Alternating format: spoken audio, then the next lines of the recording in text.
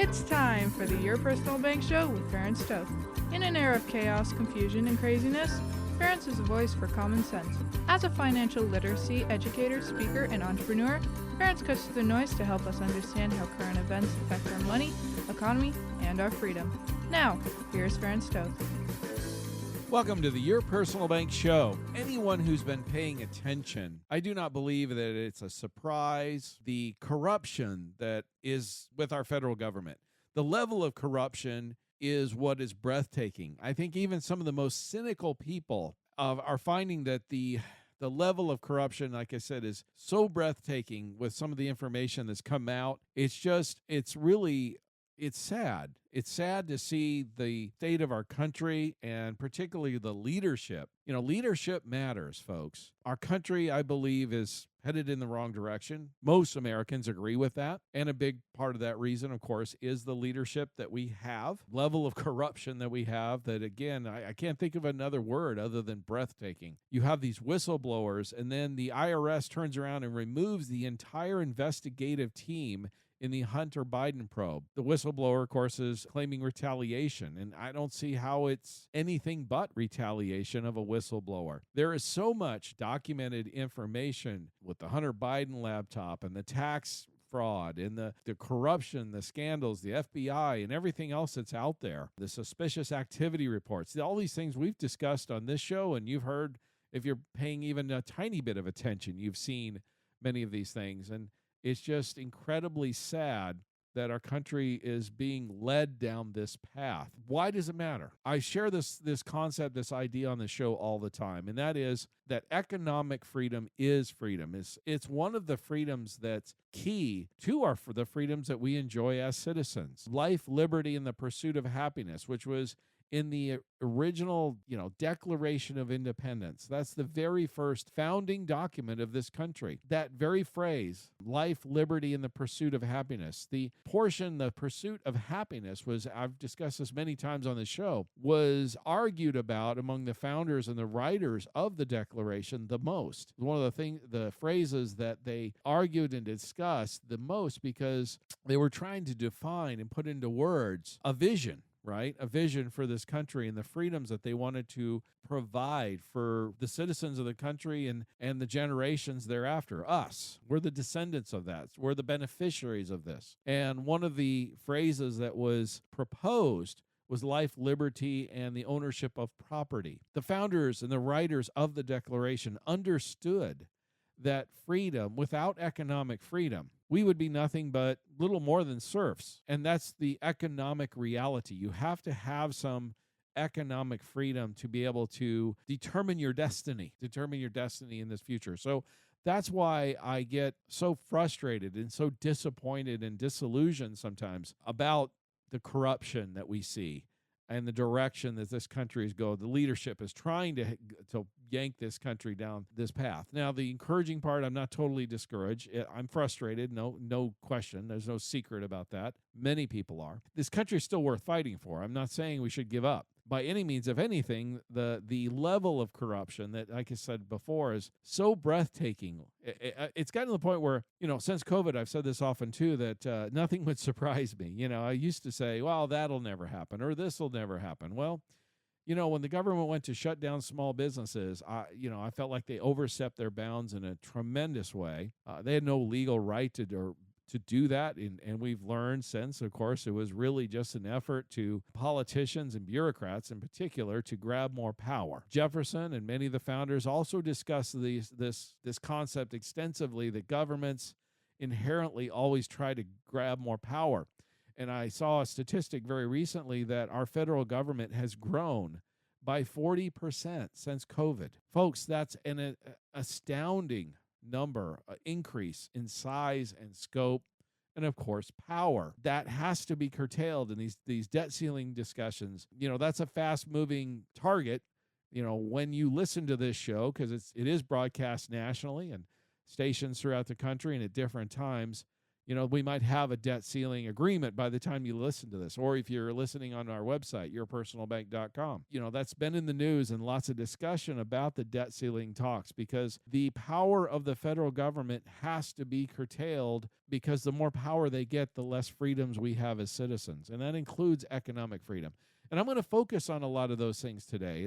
And I think the other thing that I really want to focus on today, and I think the biggest thing I believe I really want to focus on today, is idea I'm seeing as I'm talking to folks, to people, to clients, to prospects, listeners of this show. I'm getting a lot of people that are, still feeling or thinking that maybe the worst is over. And what I want you to understand is that may be true. That's possibly true, but I believe it's highly unlikely. And I'm going to bring the documents and the information and the receipts, if you will, to share with you why I think any clear-eyed person who really understands the macroeconomic trends, the things that are really going on, with your investments, with your portfolio, with your retirement, with whatever you're investing in, your assets, you really, really need to proceed with caution. And I'm not saying this to scare anyone. I'm saying this so you can go into this economic future that we're going through here with your eyes opened, with a clearer understanding, and not just listen to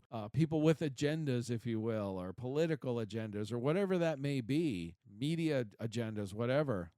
My goal here really is to give you some facts so that you can come to a clearer understanding of what likely is going to happen, so you can make better decisions. One of those reasons why I'm really, really concerned about the future, in the near term in particular, and I'm talking about the rest of 2023 and even into 2024.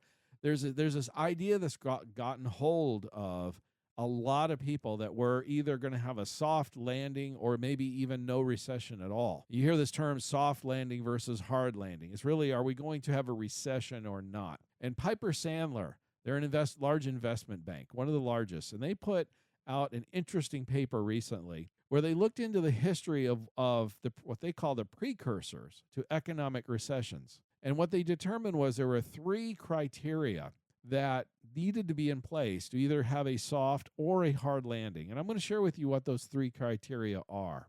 First of all, for a soft landing, a slight or no recessionary type situation, you have to have low inflation. You have to have modest Federal Reserve hikes, modest interest rate hikes, and you have to have easing bank lending. In other words, banks lending, easing their lending standards. Now, folks, obviously a hard landing or recession, the precursors, 3 things, the opposite occurs. You have an inflation problem. Check. We definitely have. And what they mean by inflation problem is inflation higher than 5%. We had 9% inflation in June, according to the CPI of June of 2022, for example. So we certainly, and inflation is still much, much higher than the target rate of 2% the Federal Reserve states. Rapid federal rate hikes typically leads to hard landing or recession. Folks, in the past year, the Federal Reserve has increased interest rates at a faster rate, at a faster clip than at any time in their history, in their 100-year history. To give you an idea, a little over a year ago, the federal funds rate, this was the rate that the banks loaned money to each other, was at 0.25%, 0.25%. Today, the federal funds rate is 5.25%. Folks, that's over a 20-fold increase. Granted, in the 1970s, the federal funds rate went up to 20% for a time with Paul Volcker to kill inflation during that cycle. That was higher rate than where we're at now. But the increase, the percentage of increase, that they did not have a 20-fold increase in a year. That did not happen. So the rate of increase was faster. And the third one is bank lending. Banks are tightening lending standards across the board. It is harder to get a loan today than it was a year ago even. You have to have higher credit scores.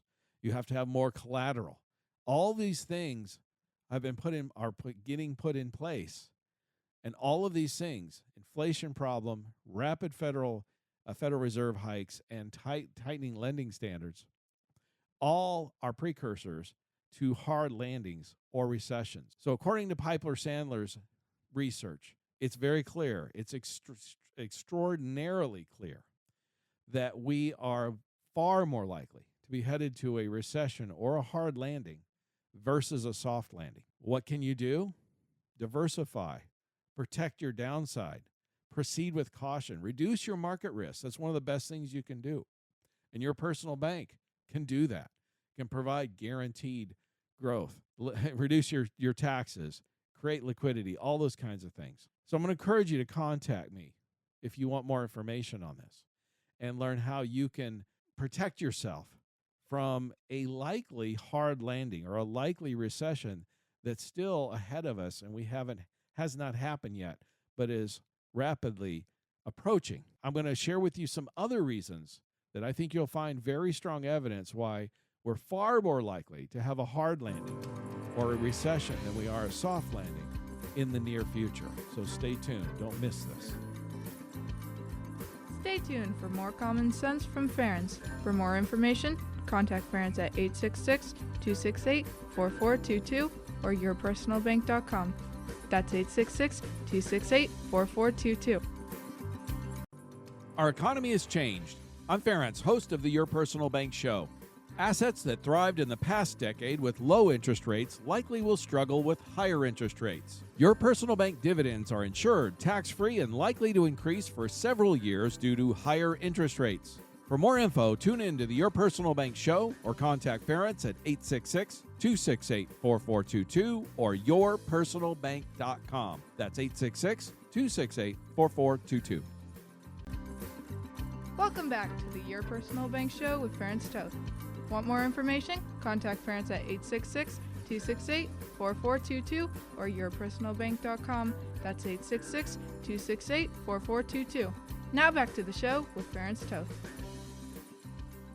Welcome back to the Your Personal Bank Show. This is Ference, and today I'm sharing many of the reasons why I believe, and it's not just what I believe, but I'm sharing the economic indicators of why we're far more likely we're leading into a recession or a hard landing rather than a soft landing.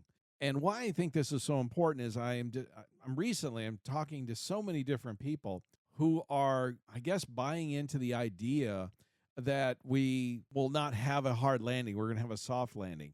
You know, they're saying things like the stock market's doing well and real estate prices haven't dropped too much, and the jobs market has been stayed relatively strong, and they're buying into this idea. But there are so many that flies into the face of so many economic indicators that have every previous economic cycle, or nearly every previous economic cycle, have predicted recessions. It just flies in the face of all that, and I think a lot of people are missing. They're missing folks. The red light is blinking on your car. The red engine light is blinking.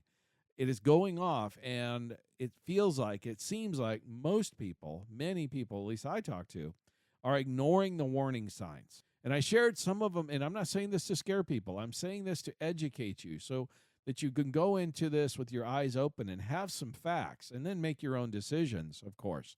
But you can react with more accuracy if you've got the information, if you've got the facts, okay? And that's really what it boils down to. And like I said, in the last segment, I was discussing where Piper Sandler, large investment bank, shared the precursors to economic recessions. And they said for a soft landing, you have to have low inflation, modest Federal Reserve rate hikes, and easing bank lending. We have none of those. Hard landings, typically, you have an inflation problem. Check. You have rapid interest rate increases through the Federal Reserve. Check. You have tightening bank lending standards. Check.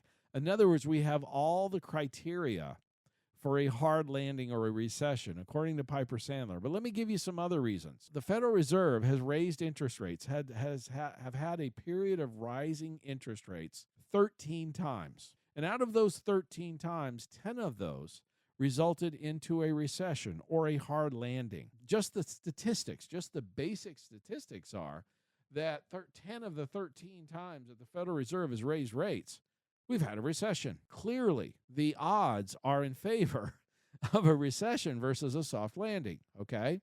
Just based on history. That one's pretty straightforward. But let me give you another one that's even more damning, if you will, and that is the index of leading economic indicators. Folks, these are the indicators that tend to forecast economic conditions, either good or bad. The index of leading economic indicators has dropped for the 13th month in a row. Now, that happens to be the longest streak and the steepest decline of those leading economic indicators since the Great Recession, 2008 and 9. Index of leading in economic indicators. So this is by definition things that are leading, that are precursors, that are indicators, as you just like in the name, that are telling, flashing a bright warning red light. Hey, there's a problem. There's a problem. There's a problem. Again, like your check engine light on your car. You can keep driving your car and it may be okay for a while, but eventually, in most cases, if you ignore that light long enough, that blinking engine light on your car long enough, you're going to end up with bigger problems that are going to cost more to repair, aren't they? Ignore these warning signs at your peril. Proceed with caution. That's what I'm trying to say. I'm wanting to give you the facts. It's what it boils down to, okay? Now let me give you another one. This one is actually far more by the way, the index of leading economic indicators, I've hardly heard anybody discuss this. So this is one of those things where you just have to, you got to do some digging, got to do some research and know or listen to the show, I guess, is one of those sources. But let me give you another one. The inverted yield curve. This is one that's far more known. I've seen and heard far more people discuss this. Educated financial folks, economists and such. Most individuals, the average individuals, when you say, have you heard of the inverted yield curve? They've heard of it. But very few of them, I find, really understand it or what it means. The inverted yield curve, it's not that complicated. All it means is the long-term interest rates are less than the short-term rates. Most often, a lot of people talk about the 2-year bond and the 10-year bond. And typically, in most cases, the longer-term bond gives you, if you invest in those, give you a higher interest rate. Because you're investing your money for a longer period of time, you're therefore putting your money more at risk for a longer period. So to put your money at risk for that longer period, you're taking on more risk. That's why you're getting paid more return or a higher interest rate. It's a great analogy, as most people understand. If you buy a 1-year CD at a bank, most people are familiar with this, versus, say, a 5-year CD. The 5-year CD typically pays a higher interest rate because, again, you're locking your money up for a longer period of time and you're subjecting your money, locking it in for a longer period. You should get rewarded for that longer period of time with a higher interest rate, right? Well, bonds, in essence, work the same way. Longer time frame, higher interest rate. That's how it works most of the time. The inverted curve rarely happens, and it's the opposite. The longer term, the 10-year rates have been paying less than, say, the 2-year rates for quite some time. And that's called an inverted yield curve. Now, why is that so important? Well, the reason it's happening is bond investors are expecting a decline in the longer-term interest rates. They expect interest rates down the road to be lower than they are now, which happens to be a very, very reliable indicator of recessions. I believe, and don't quote me on this, I've done this research a while back, and I've shared on this show previously, but there's been inverted yield curves a dozen or so times since, I believe, the 1960s. It's like 10 to 15 times roughly. And out of those number of times that the inverted yield curve has occurred, I believe nearly every single time, maybe with one exception, it has been a reliable predictor of a recession. Typically, the recession occurs 6 to 18 months after the inversion happens in the yield curve. And folks, right now we're just a little over a year into this inverted yield curve. The bond market has been predicting, if you will, showing an indication of a recession. They believe a recession is going to occur for the past year, roughly a year. And they've been reliably accurate on that nearly every single time. And their accuracy time frame has been, like I said, a 6 to 18 month time frame. We're a little over a year into that. In other words, the odds are quite high, likely, that we're going to be entering into a recession, if we're not already, in fact, very likely. And why I say that is, by the time, and if a recession, which is typically defined as 2 quarters of negative GDP growth, by the time it's officially announced, oftentimes it's already over, or it's happened and we're well into it and it's abundantly obvious. Okay. In other words, we go into recessions typically months prior to it being officially announced. Okay. That's what I'm trying to say. And the thing why it's so important to understand or listen to the bond market versus, say, the stock market. It's often called, the bond market is often called the smart money or the institutional money. That's where the big money is. The bond market is far, far bigger than the stock market. A lot of average individual investors do not realize that. Hedge funds and institutional investors and banks and insurance companies and things like that, pension funds, invest in the bond market often. Okay. And they're dealing oftentimes with billions of dollars. Okay. And bond investors tend to look at cash flow sheets, financial returns when they invest in bonds. They really analyze the financials, okay? It's professional investing. The stock market, as we all know, can go off, as Wall Street often says, is motivated by fear and greed. Far often motivated much more by emotions rather than economic facts on the ground, okay? If you were going to listen to one of the markets, either the stock market or the bond market, in the vast majority of cases, you'd be far better off listening to the bond market, okay? That's, again, Wall Street calls it the smart money for a reason. I guess I can share with you, sometimes the stock market is known as the emotional or dumb money, okay? Just so you know. I'm not saying that. I'm just telling you what Wall Street says. These things are important to know, what to listen to, what indicators are really important, that what you should be paying attention to rather than the hype out there. Again, none of these are guarantees that we're going to be going into a recession, but each one of these indicators are red flags that are giving us a strong indication that a recession is likely. And when you start adding them up, stacking one on top of the other, as I'm sharing with you today on this show, it creates a case that's almost undeniable. It really creates a case where you start to realize that if we don't go into a recession, that'll be a surprise or a shock even. It'd be shocking if we didn't go into recession, is what I'm trying to say, based on all this information. So again, as I say all the time, your personal bank is a way to diversify, reduce market risk, guarantee some returns, reduce your get not only market risk but your taxes and all of that, create liquidity and have access to money when things do improve. Because here's the thing, I'm not negative permanently. I'm negative in the shorter term. I'm talking about the next year or two. Things will get better down the road, I believe. They always tend to do so. But how do you weather the economic storm in the meantime? Stay tuned. I've got a few more things to share on this, a couple more reasons why it's far more likely we're going to enter a recession in the near future than not. So stay tuned. You don't want to miss this. Stay tuned for more common sense from Ference. For more information, contact Ference at 866-268-4422 or yourpersonalbank.com. That's 866-268-4422.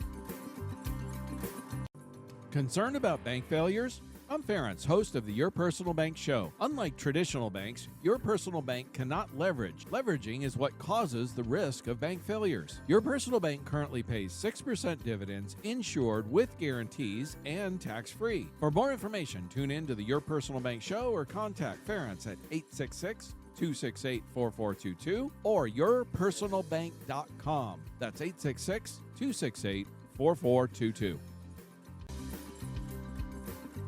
Welcome back to the Your Personal Bank Show with Ference Toth. Want more information? Contact Ference at 866-268-4422 or yourpersonalbank.com. That's 866-268-4422. Now back to the show with Ference Toth. Welcome back to Your Personal Bank Show. And, I don't mean to be a Debbie Downer today, but, and I'm generally an optimistic person. And I am optimistic about the longer-term future of the country and the economic, situation that we're in. I also, at the same time, I'm not going to ignore very, very valid, strong economic indicators that are just flashing red warning lights in our face. And I see so many people out there ignoring those red flashing lights and thinking, well, maybe the worst is over and we're going to have a soft landing, and I'm getting a lot of that because, as I said earlier, the stock market seems to be doing well. Real estate prices, although they've come down some, it's not too bad. The jobs market seems to be holding pretty strong. All those things are true. But at the same time, we have a situation where we have very valid economic indicators that have been rarely, if ever, wrong, one on top of another, telling us, hey, we're headed for a recession, and it's going to get a lot worse before it gets better.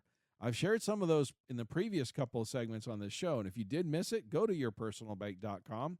You can listen to this or any of the previously recorded shows anytime you want. I shared with the precursors to economic recessions.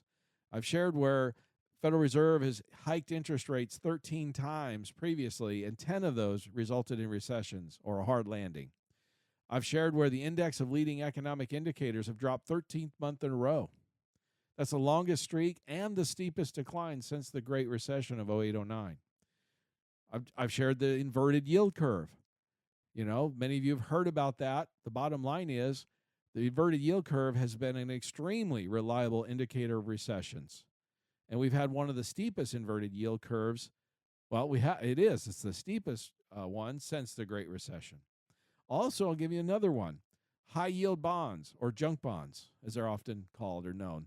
They're very sensitive to risk, okay? Because they pay a higher interest rate because the underlying company, corporate bonds, they don't have as good of credit rating or financial stability. So they have to pay a higher interest to investors to get them to purchase their bonds, because the bond is a debt instrument, right? Well, the high yield bonds are down and have been down for a while. Those are very sensitive to risk. And again, another indicator or flashing red light that we have economic problems and that a recession is likely. Let me give you one last one. Credit default swaps. That's a word you've probably not heard about for a while. In fact, prior to 08-09, most people, including myself, I'll share with you, had never heard the term credit default swaps. And most people today still don't really realize or understand what they are. And really what a credit default swap is it's an insurance contract is what it is. And it's a way for a bond borrower, if they quit paying their interest. So if you buy a bond and that bond borrower quits paying interest, it's a protection. It's an insurance policy. It's an insurance protection to protect you from failing to get paid. So in essence, it creates an insured bond. You pay a fee for that, or a cost for that insurance, for that protection. Now, the thing about it is not that necessarily they're a bad thing inherently. It's just when the insurers insure too much of it, and then those bonds do fail because you have cascading failures, then the costs and financial devastation just compounds. And we saw that in 08-09. That's where we saw some of the big financial institutions and the too big to fail banks and such get into real financial problems because they were insuring against bonds that they thought would never fail, and they did, like mortgage bonds, which had never failed before prior to 08-09, for example.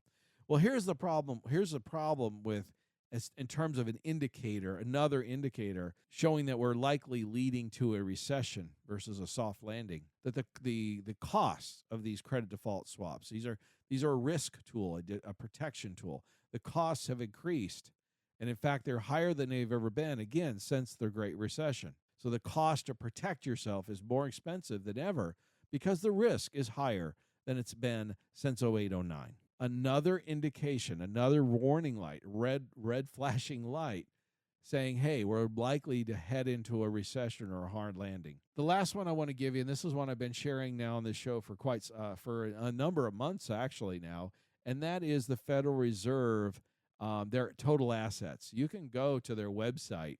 It's the FRED website, the Federal, and FERD. And it's the Federal Reserve of St. Louis, actually. And you type in, when you do a search, look for total assets. And each week, the Federal Reserve reports how much they have on their balance sheet in terms of total assets. As we all know, if you've been paying attention, most people understand that the Federal Reserve, after the COVID shutdowns in 2020, they purchased a ton, and I mean, we're talking trillions of dollars of stocks, bonds, and mortgage-backed securities. They were a net buyer on the open markets. They were buying stocks, they were buying bonds, they were buying mortgage-backed securities. And then that's called quantitative easing. That's called, they basically print money, folks. That's what also leads to inflation. They print more dollars than to buy assets on the open markets, which what does that do? When you have a huge buyer of assets, most people understand the price of those assets are going to go up. And that is the purpose of their buying all those assets, to cause the money. It's a way for the Fed to put money into the system. Easy monetary policy, okay? And to create liquidity is the term you hear all the time. You print dollars, purchase assets like stocks, bonds, mortgage-backed securities, and that gets into the system, right? Quantitative tightening is the opposite, which is since about March, April of 2022, the Federal Reserve has been doing quantitative tightening. In other words, reducing the number of assets that they hold on their balance sheet. In other words, they're selling stocks and bonds and mortgage-backed securities. And when they sell it, they get the money back for selling it, right? But what the Federal Reserve does is then they, in essence, destroy that money or pull it out of the system. So in other words, there's less dollars floating around. Fewer dollars means and the idea is to reduce inflation, right? That's one of the purposes behind it, okay?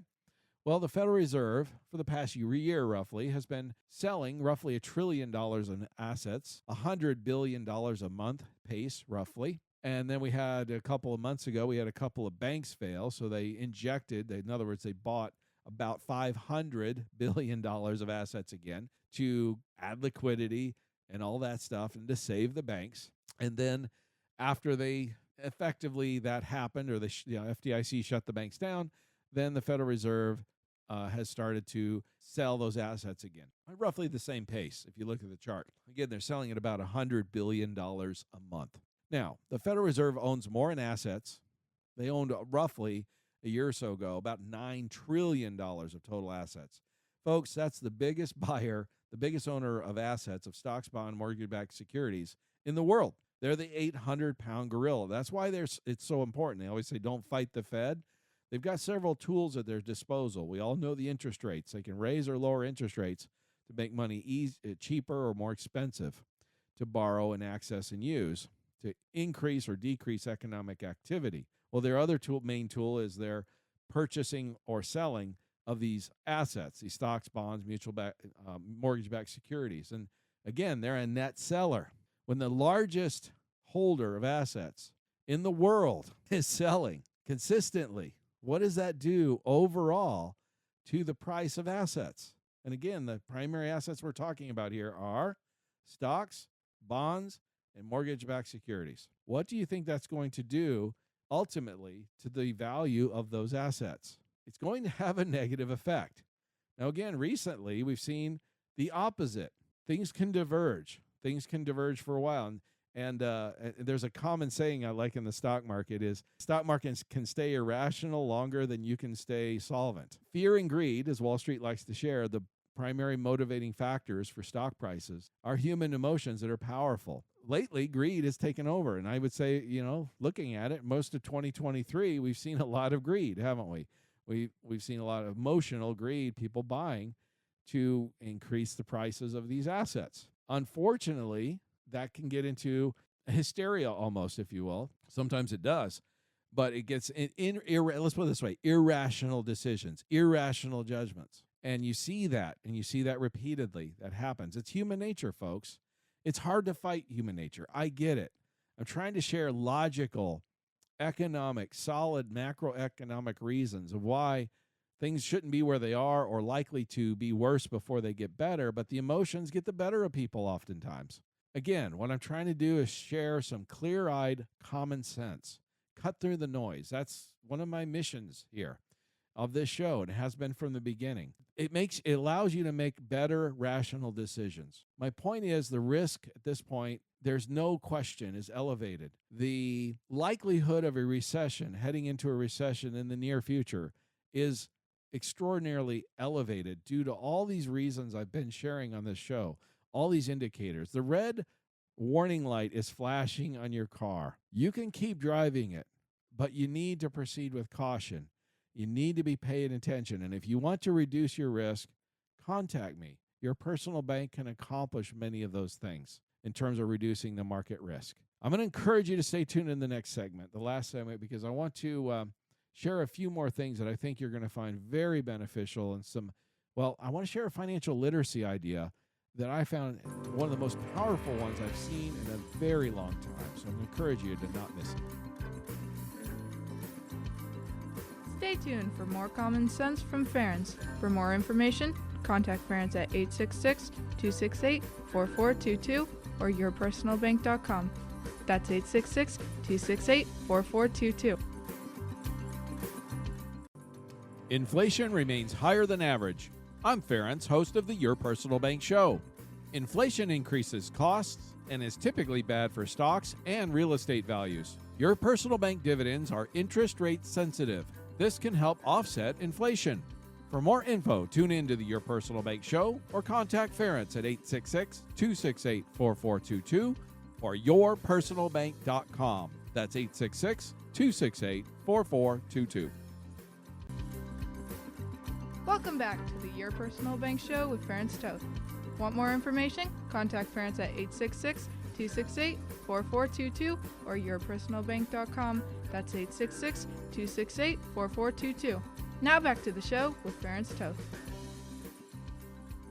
Welcome back to the Your Personal Bank Show. This is Ference, and I've been discussing a lot of economic indicators of why we're far more likely to be heading into a recession or a hard landing versus a soft landing. I brought the receipts. I mean, these are undeniable, hard to argue with indicators that are solid and have shown historically to be extremely accurate in most cases. So if you did miss it, go to yourpersonalbank.com, listen to this or any of the previously recorded shows.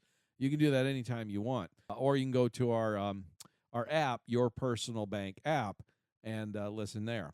I want to share a financial literacy concept, one of the best I've ever seen.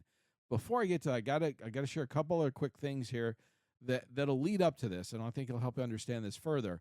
We've heard a lot, if you've been paying attention, about the war on gas, the Biden administration wanting to regulate or restrict gas stoves, and that went. They said that first they were going to restrict them in new buildings. Then they backed off from it. Well, now they've come back. And not only have they come back, they've come back with a vengeance. Not only has the Department of Energy now unveiled standards for gas stoves, but also now for ovens, washers and dryers, refrigerators, air conditioners, and dishwashers, claiming to make them more efficient. Now, the problem is these rules are almost always bad for consumers for the simple reason it restricts consumer choice. Based on many of these regulations that are proposed to be finalized within the next 12 months, it'll impact roughly half of the appliances, pretty much anything that runs in your home, things like furnaces, pool pumps, battery chargers, ceiling fans, dehumidifiers. They're going after everything, folks. What it will do, it will increase the cost of all of these appliances that we are used to having available. Contact your congressperson. Tell them that they need to back off on this stuff because, frankly, what it's going to do is this is going to end up costing more money, and we're already dealing with generationally high inflation on most everything else. But to make matters even worse, while they're attacking these appliances that use energy, okay, they're also, EPA is unveiling new crackdown on power plants that will actually artificially increase the cost of electricity across the board. It will cause many of these power plants that are currently running to either reduce or have to shut down, is what it'll really boil down to. Again, increasing our energy costs even further.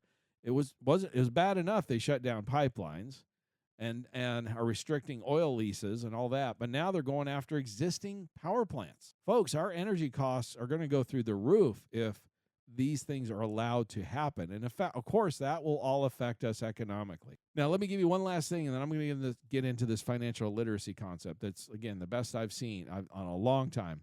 many folks, if you've been paying attention, you know that Chicago has elected a new mayor. This particular mayor actually is even more progressive, liberal, whatever you want to call them. I call them regressives. But anyway, more liberal than the previous mayor, which was extremely liberal already. And they've proposed their first budget. It's interesting, where they want to raise $12 billion for the budget. And the first page, step one is, first we get the money. In other words, they're not holding back. They want to call it, we get the money. And what they want to do, what this budget is proposing, this is why this is so important, and I'll get into the details. If people keep electing these far left, Marxists is what they are, okay? They really are. These leftists, Marxists, whatever you want to call them. This is the type of stuff we're going to get more and more. You're not going to see people that are business friendly, economic friendly by any stretch of the imagination. This particular budget plan, it's going to be interesting to see how this plays out. Calls for $12 billion in new taxes just for the city of Chicago. Okay, this isn't a state. This is a city. It's going to reduce the Chicago Police Department by 9%. It's going to eliminate all current police department vacancies. Apparently, they're short about 900 patrol officers and 100 detectives. So they're just going to eliminate those jobs, those vacancies, and reduce another further 9%. By the way, Chicago's had some of the highest crime and murder rates in the past year or two in the country, or increases, we'll put it that way. Here's some other things this budget's going to do. Corporation or any business with over 50 employees will have a head tax of $33 per employee. Also, anyone making over $100,000 will face an additional 3.5% income tax. That's on top of the state and federal income taxes that these people are already paying. So they're going to get charged another 3.5% on top of that by the city. And then the city's top 10% earners on top of that get another 0.4% wealth tax. So there's tax layer on top of tax layer, okay, in this plan. Again, it's going to be really interesting. This is the interesting part. It'll be an interesting experiment to see if they do, in fact, enact this budget plan, to watch and see what happens to the city. My prediction, you're going to see economic activity drop, reduce, maybe even grind to a standstill in this city. And they're going to collect nowhere close to what $12 billion that they think they're going to get, because people are just going to stop earning as much or just flat out leave. In fact, if you were any kind of corporation or had a headquarters in Chicago, if this passes, my opinion is those companies are just going to flat out just leave. I mean, there's nothing to, they can't keep them in Chicago, right? It's going to be really interesting to see how this plays out. And we're going to watch this. And why I was sharing that, it leads me to this economic or this financial literacy concept. And I'm going to tie the two together.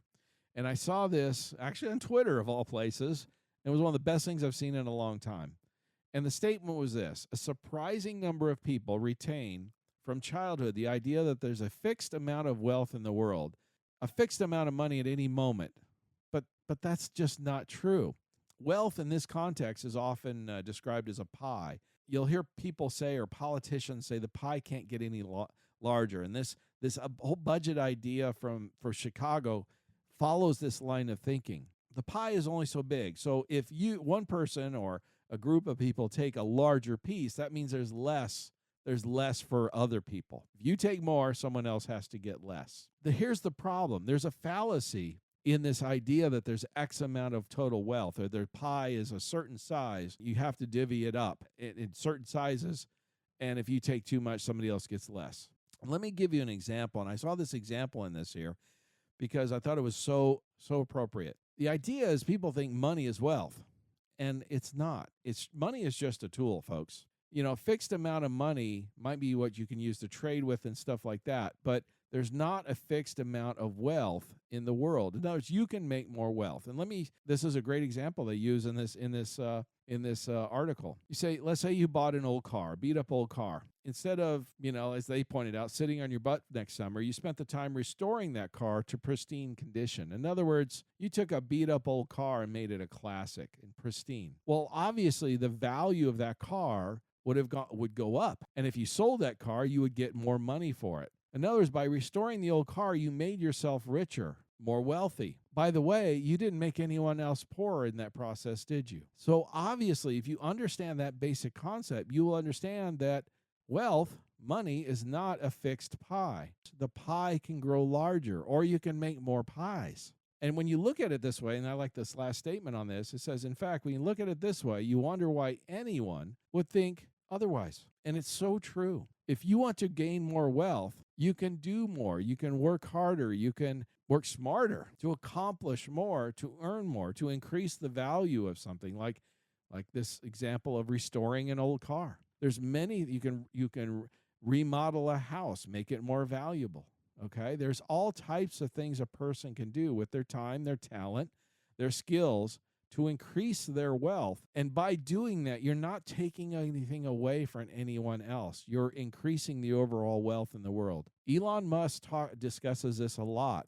I hear him discuss this type of concept many times. Wealth can be created by somebody's time, talent, efforts, and not interfere or reduce or anyone else in any way. I would like more people to understand this. Share this idea. If you run into somebody where they get the idea that wealth is a pie and is only a certain size, and if you hear somebody talk about like this, Chicago budget proposal where it says first we get the money, we're taking from the rich to give to the poor because there's only so much wealth in the world.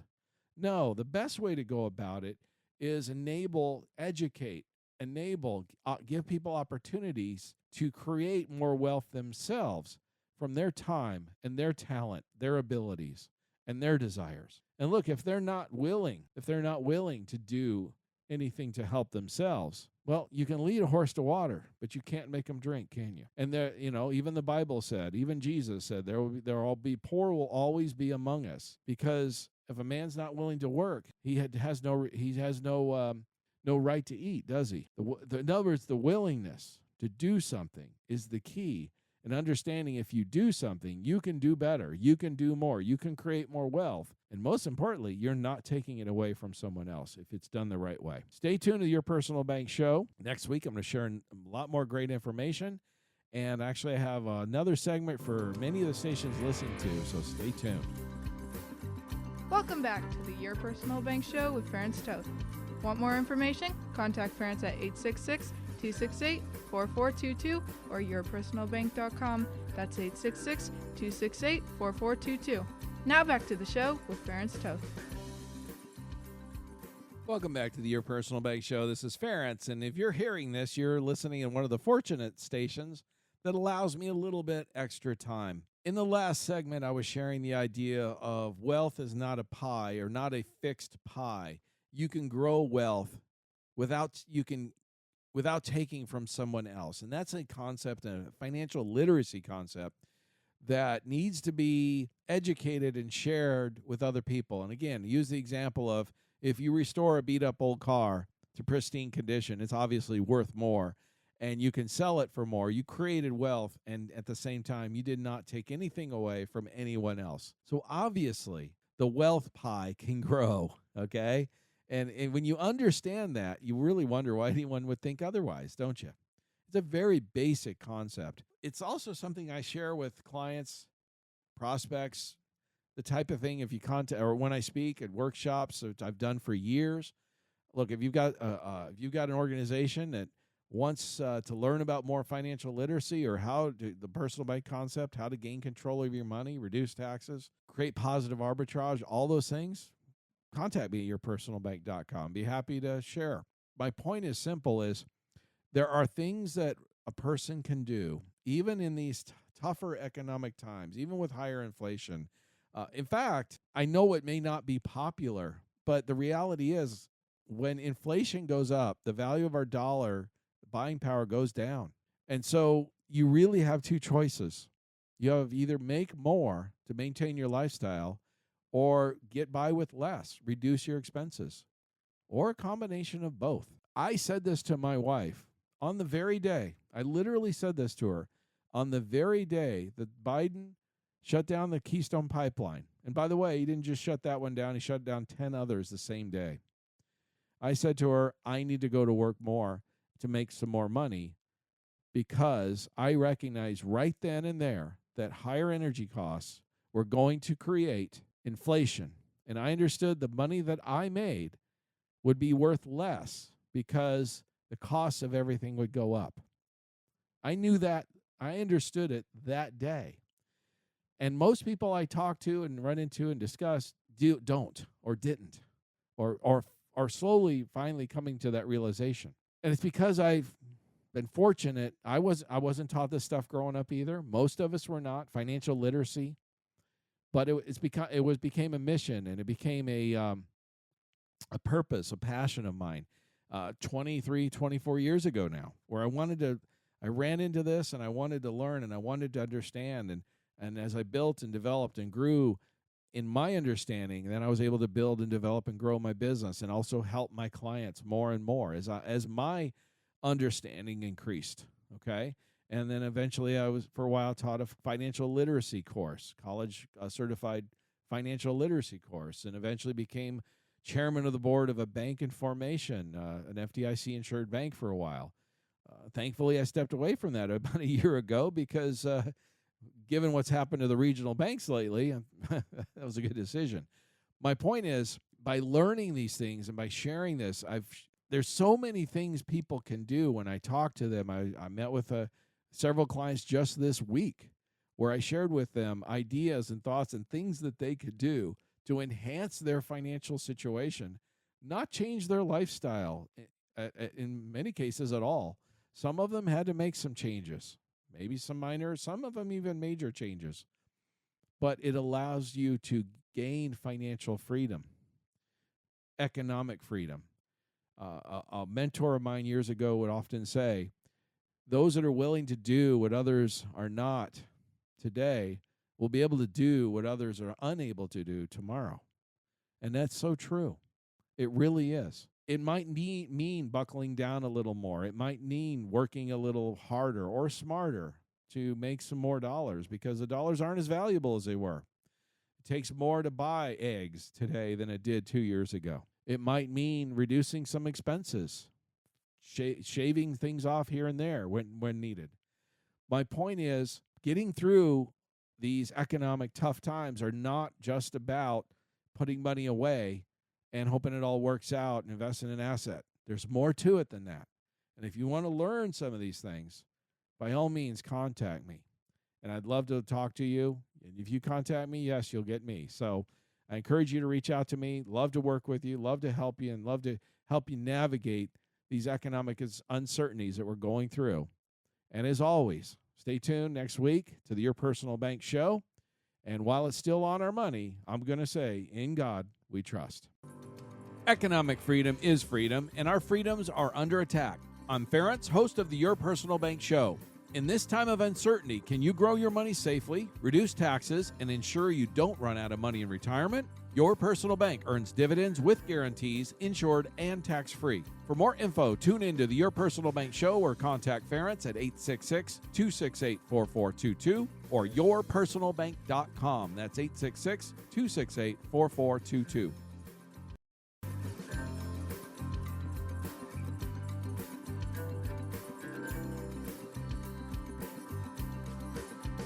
This show is designed to provide accurate and authoritative information. The presenter and guests of this program do not engage in legal, accounting, or tax advice. Professional advice regarding your situation should be sought if required. Some products discussed may have limitations and not be available in all states. Excessive unpaid loans may affect performance. Distributions may become taxable if not managed properly. Replacements may not be suitable for everyone. There may be charges when replacing coverage. Dividend rates and bank line of credit rates may change. For current rates, contact Ference at 866-268-4422 or yourpersonalbank.com. Again, that's 866-268-4422 or yourpersonalbank.com.